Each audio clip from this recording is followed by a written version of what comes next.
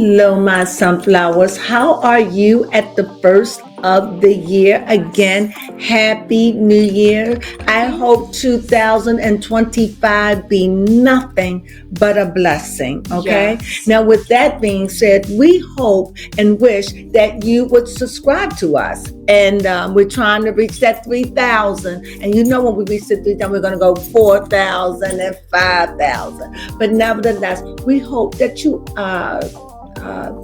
subscribe. Yes. Like. Yeah. Comment. Yeah. Yes. That's what we like. Support. I don't know why I had freezer burn. I don't know. My brain went. But nevertheless, please subscribe and like us. And if you get this far now in our videos, then that means you like us. Yes. Show us Thank by you. thumbs up, subscribe. Yes. Become a sunflower. Sunflowers. Well, hello there, sunflowers, and how are you guys today? Well, Baby Crone is here of personal interest because my girl group, my favorite girl group of literally of all time, soft spot in my heart, is going through the ringer. Like literally going through the ringer. And I'm like, no, not Everglow. Like, are you serious? Everglow? Not Everglow, not Bonbon Chocolat. Are we serious? The girl group, literally, I have a video today of it's by a person on TikTok who is called the #1 pirate enthusiast. I just wanted to use your video because you explained it so perfectly in that when I heard this just a few weeks ago. Everglow has been popping up on my TikTok a whole lot more, and I love it, honestly. I love me some Everglow. Feed me some Everglow, TikTok algorithm. Thank you. But sadly, I mean, I'm not going to lie. When I heard that they had released Zombie, and that was the last one that they released, I wasn't feeling it at the time when I had just gotten back into K-pop. But now that I've gotten back into K-pop and I've gotten all used to the whole genre and how everything is just all over the place, I'm just like, you know what? I'm back to Everglow. I'm like, you know what? Zombie actually wasn't that bad, actually. I enjoy Zombie. And I actually now feel a little bit sad listening to Zombie, just thinking about what Everglow is going through. And okay. Anyway, let me just play this person's video. Happening to Everglow. First of all, Everglow is a pop girl group consisting of 6 members who debuted on March 21st of 2019 with the single album Arrival of Everglow under Yuhua Entertainment. During their rookie years, they gained a lot of attention for their music, their performances, and got huge hit songs like Dun Dun and La Di Dia. They had a promising future and they were expected to be one of the biggest group of their generation. But sadly, it went the other way, and it all began on January 9th of 2020 to when Yurin was announced to go on a hiatus and that she will go back in China. During that period, Yurin started to have schedules in China, developing her own popularity in the country, while Everglow were attending festivals around the world as a 5-member group. Many fans started thinking that she left the group and that Everglow would continue as 5.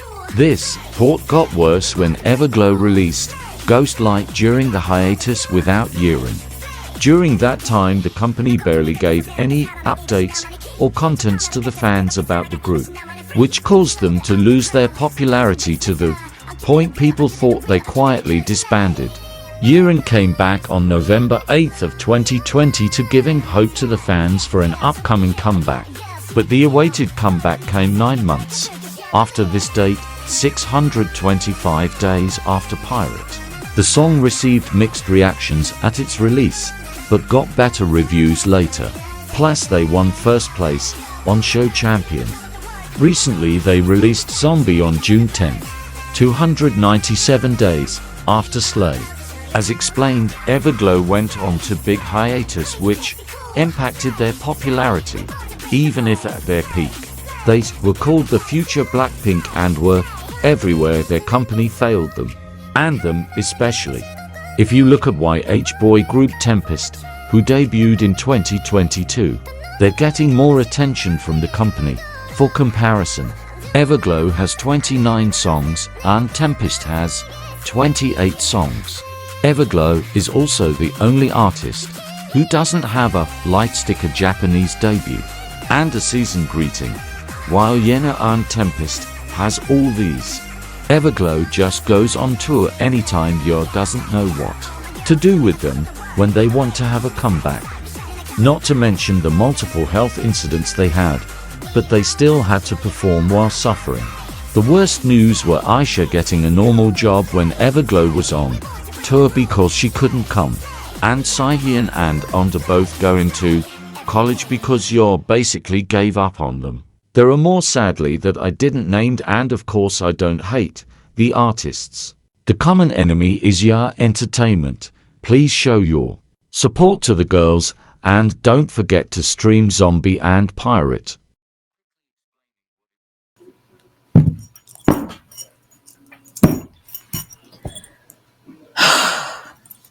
My heart is broken, especially my bias. Aisha, girl has lost weight. Okay, I know some idols do. Okay, listen, yes, I know. But girl had to get a job. And miss promotion. There were days where they didn't get to eat, or they was eating one meal a day. What has become of Everglow? I'm offended. I am so offended, but you know what? That's why I have to do a reading, because this is shameful. This is so shameful. They had so much potential. So this card is going to represent Everglow. I'm just going to hop right into there. That's why I have to find out what is going on with Everglow.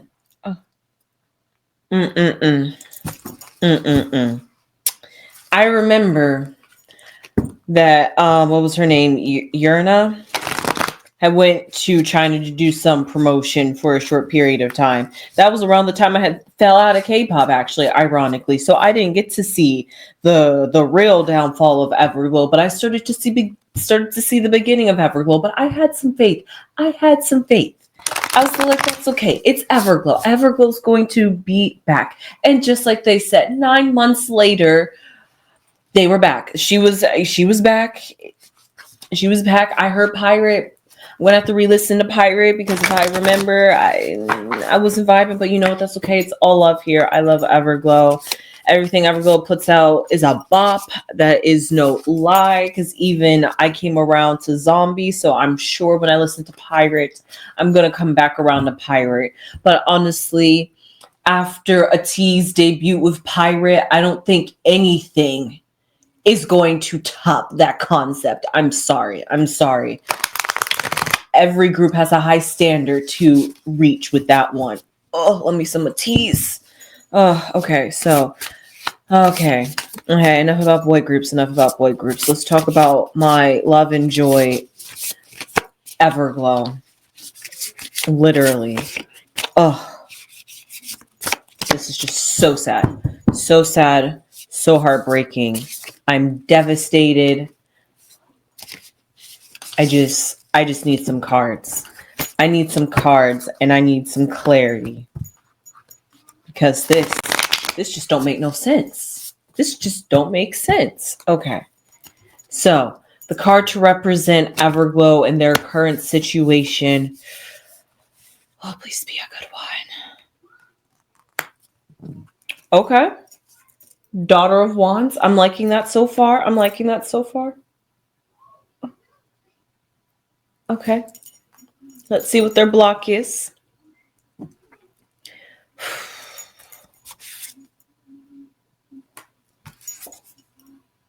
Two of Swords. Okay. Father of Pentacles. The Sun. Okay. The Two of Cups. The Hierophant popped back up. I like that. I was hoping to see that again. The Magician. Interesting. Very interesting. I like that. I like that. Let's see what's going on. See what's going on. Definitely understanding. And okay. I like that. I like that. So, surprisingly, a triumphant reading. I'm not going to lie. I very much enjoy that. And how do I know right off the bat? Because we have the Daughter of Wands right here. And just like I said in another video recently about the energy of a snake and how literally just the beauty in transformed feminine energy. And because this is Everglow, the beauty in Everglow to be resilient, to withstand all these challenges. Well, yes, some members had to go to college. One member went back to her country and she was thriving over there, but she still came back to Everglow. Another member had to get another member or two or a few had to go get jobs. I'm not sure if this is just a stylistic choice, but one member is literally out there wearing her glasses. I'm sorry, I hardly ever see idols wearing glasses unless it's a stylistic choice, and that is definitely not a stylistic choice because it does not go with any outfit she's wearing. Literally, those are her everyday glasses because she probably cannot even afford contacts. Okay, let's talk about how... I'm sorry. Let me pipe down for Everglow. So all of that, Everglow is still here. They are still promoting. They are still standing together as OG6. So because of that, whatever Everglow has gone through within the last 4 to 5 years, they are still here, still standing strong and saying that they are not going anywhere, baby. And that's what I love to hear. What I have here is their block card, however, is the Two of Swords. And this is very interesting because for this to be a block position, I'm actually curious if this is literally symbolizing them blocking off everything that maybe isn't good for them. So maybe they are trying to figure out how to come together as a group, maybe manage, maybe figure out, should we leave the company? If we leave the company, who's going to accept us? They're in their late 20s now, so they're kind of almost at the aging out period. So it's just like, should we start over again, or should we continue to stay where we are? Half the members are writing their own music at this point, so maybe they're thinking, maybe I should go and practice. They've already put into other hobbies, not hobbies, but they've already invested in education and had to make some money to afford their comeback. I've heard recently that their members have even created their own TikToks outside of the company TikTok to engage with the audience and engage with fans, so that way maybe they could get some support and just find different ways to get Everglow's name back out there, so that way, even though they're never going to be this like the peak that they were, but to get get some more momentum, some more traction to their name. That's what they're thinking about, because here in their Father of Pentacles, which is above their head, they are thinking about how can they continue to keep Everglow alive. While Everglow hasn't released an album in a while and definitely hasn't released a song in a while, they definitely are using TikTok to keep us engaged, because I've definitely followed their TikTok. So because of that, now they have their own personal TikToks. So because of that, the more that they can keep the audience, the more they can keep them engaged, the more you can keep the fans loving you. I see them doing their performances. It was great to see them perform Boom Boom Wow.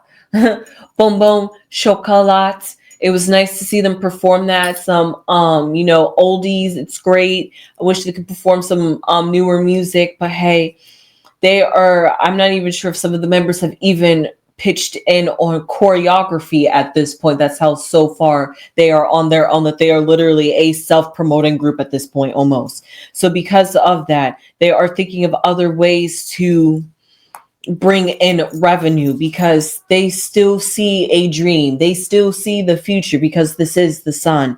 The sun hasn't been put out yet. They still have that drive. They still have that passion.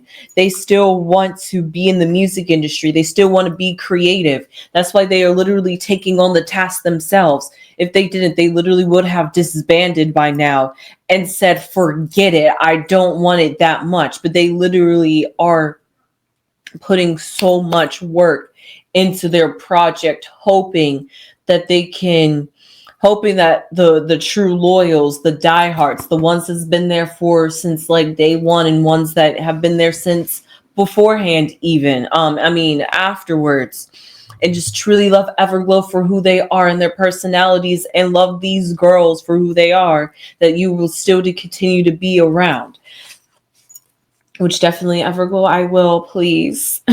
But here we have the Two of Cups, which symbolizes, interestingly enough, the Two of Cups usually symbolizes, in this case, I'm going to symbolize a healing amongst the girls, and maybe even a healing amongst their fans, because you see fans are really starting to get vocal now. Fans are talking about what's going on in the mistreatment with their company. The fans are getting tired with how Everglow is being treated. So once the fan starts getting vocal, and especially now in today's time and ages, beforehand that could go underneath the rug. But now that we're more of a social platform and on the internet and so interconnected, that if fans really make a hoopla, a company is going to have to do something eventually. But because this isn't one of the, those top tier companies, is this company really going to, like they say, break their neck for this group? I don't know why they abandoned Everglow. I don't know what happened along Everglow's line. I don't know why they sent Urine back to China to do her promotions there. I mean, glad she got her fan base and up there. I mean, like I said, you know how the discrepancy is between China and Korea. I'm sure they was happy to send her back off, honestly. But she was true, she was faithful, and she was just like, I was here with these girls, and no matter how successful I am outside of the girl group, I'm not going to be like a Beyonce. I'm going to stick with the group. So that's great to see. I'm great to hear that. What I see in the future, though, however, for Everglow is the Hierophant. So there's going to be some contracts, some negotiations going on about Everglow and the future of Everglow and the company. I'm not sure if they're going to pull a new Jeans where they prematurely end their contracts, so that way they can go in. Maybe, I'm not sure if they could start their own company. I'm trying to think, what could their future be? Or maybe they could end their contracts to go sign with another company. And you know how it is if you prematurely. So I'm not sure if they're going to try to wait till their contracts. I'm not sure their contract's going to end soon. And if it does, and then they're not going to re-sign with the company. So that way, if they do, then therefore they're free and able to freely sign with another company as a 6-member girl group. Although, like I said, you have to really do think about that. I mean, New Jeans is currently going through that too. And like I said, New Jeans is definitely a beacon of light for groups out there like Everglow that have so much talent and is getting mistreated, to show them the way. But what I see here, ironically and interestingly enough, is the Magician in the Fears position. Now, the Magician can literally create anything. The Magician can do anything. The Magician can be an illusionist. Why would you fear the Magician? The Magician is all power. The Magician is the creator. So Everglow are their creators. Do they have fear that their work, their efforts is not going to be seen? Do they feel as though maybe their company is able to pull straws out the hats and somehow come up against Everglow whenever Everglow starts finally getting up to the top, because I'm trying to figure out what is there to fear with the magician here, because right above the magician in the hopes is the Empress. And like I said about that transformed energy and standing within feminine energy and being Everglow essentially is the Empress. And the Empress is all feminine energy, is all creative energy. Like I said, Everglow still wants to, here's with the Sun and the Empress, Everglow still wants to be a group. They still want to be ever, how do they do it? They still want to be Everglow.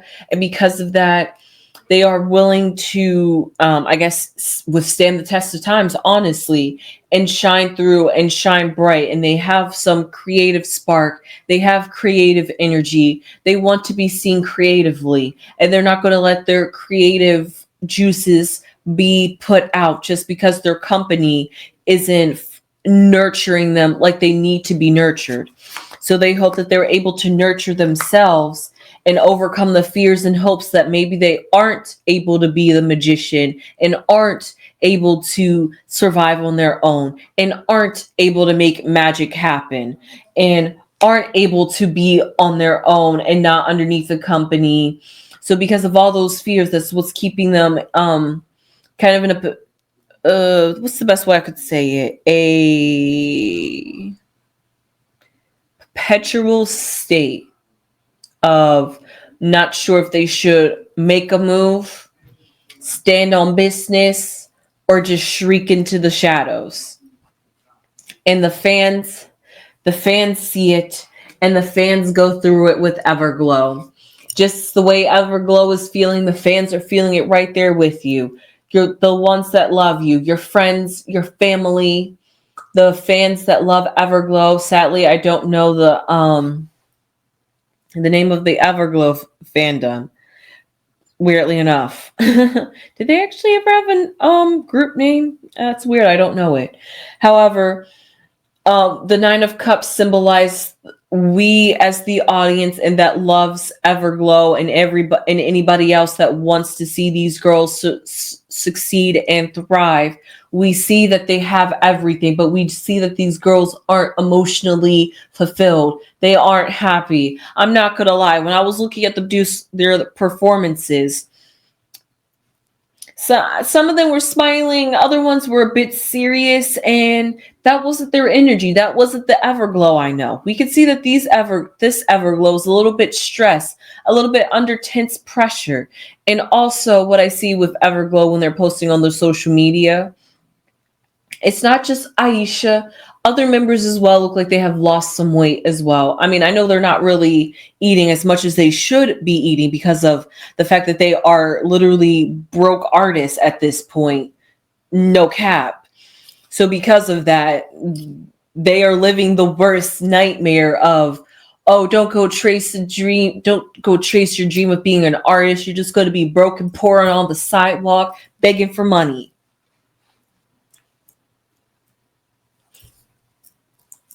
I mean, Everglow's not like that because they still got their career. The fact that their members have to go off and had to go to college and work and have to do all this. You tell me. The girls had to go seek other avenues. It's sad to see because we slowly, as the fans, could see the end of Everglow before Everglow is getting ready to end. And we're hoping, and Everglow's hoping, that they can pull the rabbit out the hat and bibbidi boppity boop their way back into the mainstream media and getting some flow of cash, because they love what they do. They love their craft. However, there is the Mother of Swords here, and if they have to make the decision to cut off their company, move forward from the company, and maybe no longer be Everglow and disband, as much as a hard decision that might be, they might have to do that for the future of Everglow as they know it. Or maybe they are going to take their losses and take the L's and figure out that maybe, you know what, we've done all that we could. maybe we really weren't the magicians that we thought we were. However, I just don't see that with this feminine energy, unless this feminine energy is just coming to the terms that there is nowhere to go from here, and you're just going to have to like abandon mission. But I don't see that.